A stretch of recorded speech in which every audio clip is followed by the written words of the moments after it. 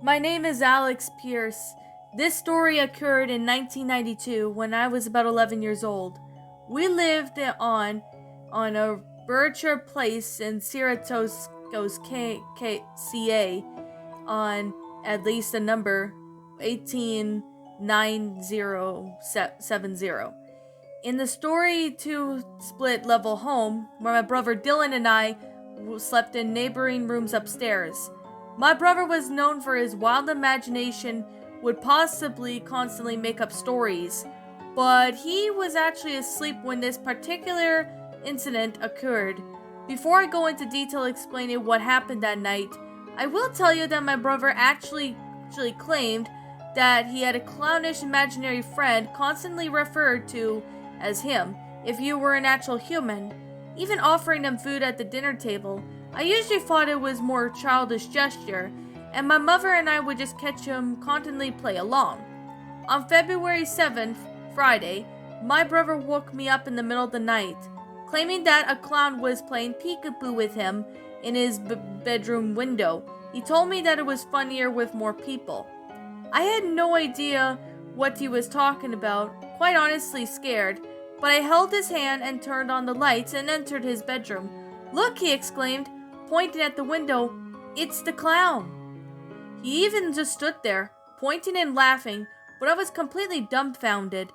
No one was at the window, and even when he claimed that the clown was speaking, I couldn't hear anything.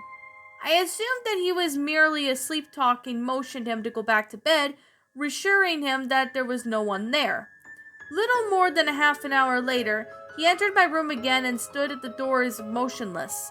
When I snapped at him, which made him jump back and claim once again that the clown was at the window and that he needed my help, because apparently it wouldn't leave him alone. At this point, I was rather more pestered than frightened. I entered his room again and jokingly said, "Begone! You're not wanted here, clown!" Suddenly, however, there was a loud bang on the window, which subsequently spooked my brother. The two of us both hurried down the staircase while the banging continued.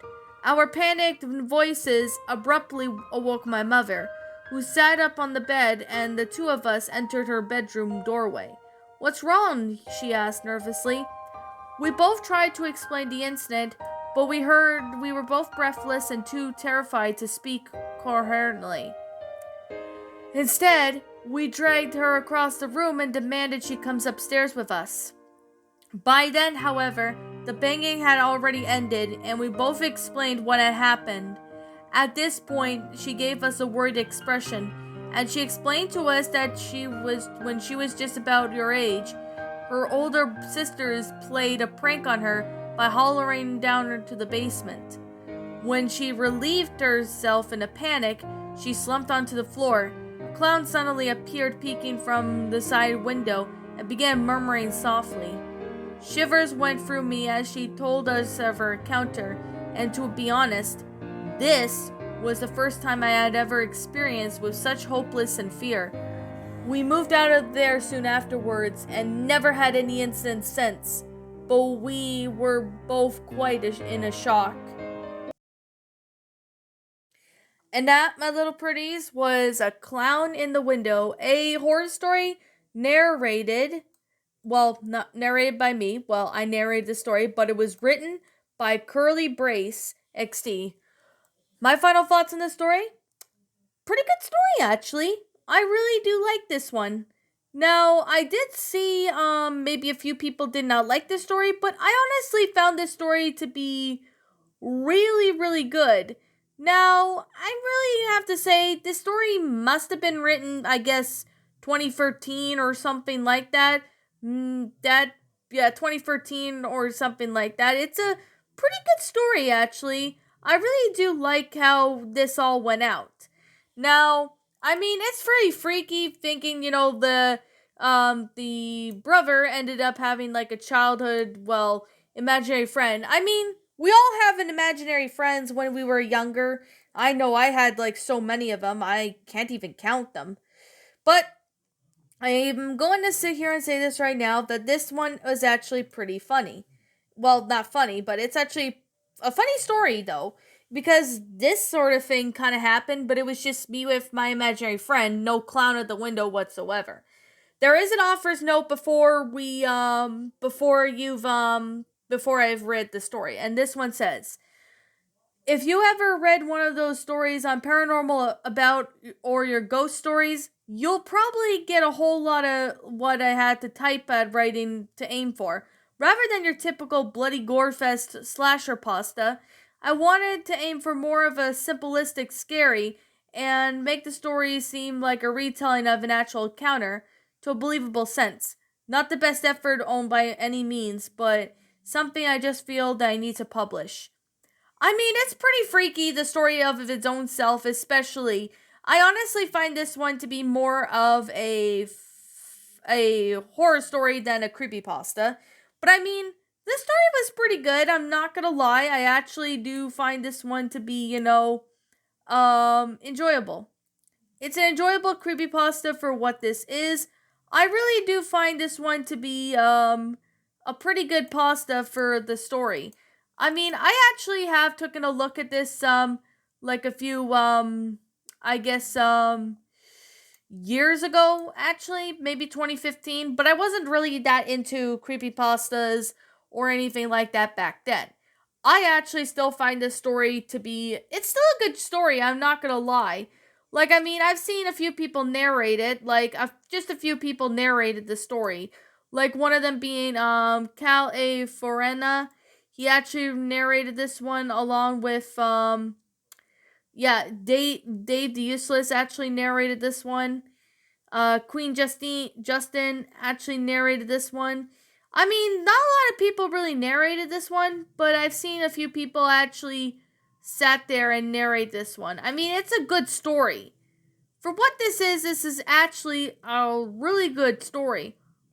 Oh yeah, Satan in My Closet also narrated this one as well. I thought I would let you guys know. I really do find this one to be a rather well made story. It was really well made, like the grammar was good. I'm not gonna lie. The sentence structure was pretty good of its own self. It actually was pretty freaky for what this one really is. I mean, I actually have seen this story a couple times. It's actually a pretty good one. But when I did watch this, the first few narrations of it, I wasn't really that into creepypastas at the time. So I wasn't really that into creepypastas back then. But now I'm into creepypastas, and this is actually one of the fewer creepypastas that were pretty good. Although it's a horror story more likely. But yet again, I really do find this story to be, rather enjoyable.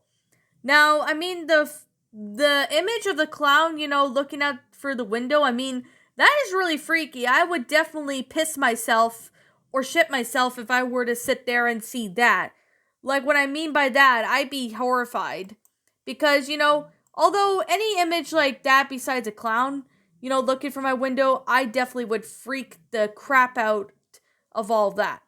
I mean, I'm not scared of clowns or anything, but anybody who would be terrified of clowns would most likely do that. So, with that being the case, and with that being said, I actually found this story to be, a pretty good pasta for what it is. It's actually really well made in detail. It's actually a pretty good pasta for the story. I really do like how this story went out. I mean, yeah, I know I already explained this, but I can't really find anything that I didn't really like about this story or anything like that.